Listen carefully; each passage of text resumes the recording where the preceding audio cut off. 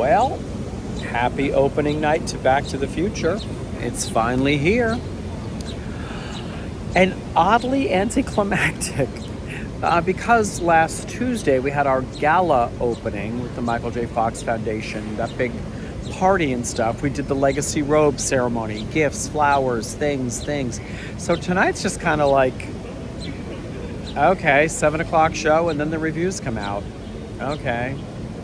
And everyone was like, are we doing something? Are we having a party? Are we doing anything? And of course, we're like, we'll do something. And it was actually one of the dressers I work with, Caleb, started making inquiries and calling around and found a place in the neighborhood that is suited to do these kind of events.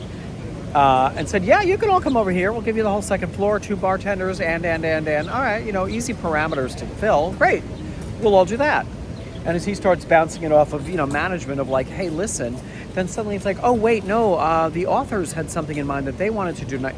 Well, when were they going to tell anybody what their plan was? So they've joined with this plan already in motion, but somehow have kind of made it like their event. I think that means they might be paying for it, which is fine. I mean, you don't need to buy me a seltzer. I can buy my own seltzer and a snack if I want it. That's okay. But it kind of came with a lot of parameters that suddenly, like, no reviews. No one talks about or looks at the reviews. Seriously, the author hates reviews.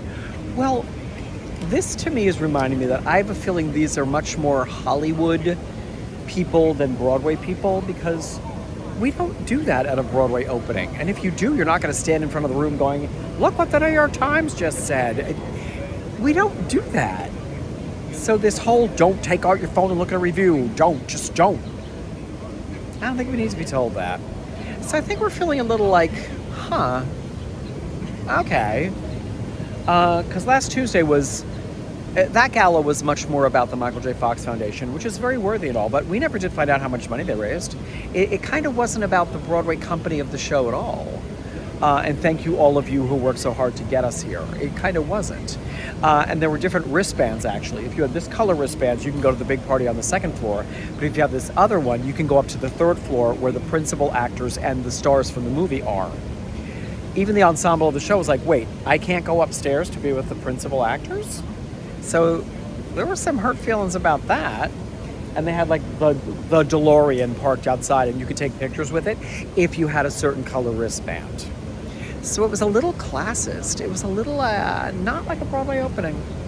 So here we are, opening night. Very odd. The good news is there's no pressure. The reviewers have seen the show. They're going to say what they're going to say tonight when the papers come out. Papers. When the reviews come out, the online. And I don't think it's going to affect us. You want to have reviews that you can pull quotes out of to use in your advertising, but I think the show sells itself. You put the car, Doc and Marty, any place, and people are like, oh my God, there's a musical of Back to the Future, let's go see that. I don't think this is a show that's going to depend on, we failed in 6 weeks because the reviews were not strong. And I think they're going to see what they see and say what they say. So tonight's also easy because the theater is not going to be clogged with flowers and people and gifts and extra people and extra people and extra people and outfits and outfits and outfits. It's not going to be all of that tonight. We did that last week. So it's kind of easier to just roll in. I did my day work this afternoon. I was there from noon to 4 just prepping, and I'm having a break at Worldwide Plaza, and then I'll go back over and just do the show.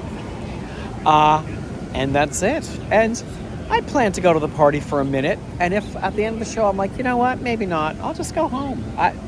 That's fine too. And if I do go, it's going to be for 15 damn minutes anyway. So, all right, happy opening to Back to the Future the Musical, the oddest opening of all the things I've done. Okay. And long may she run. Bye.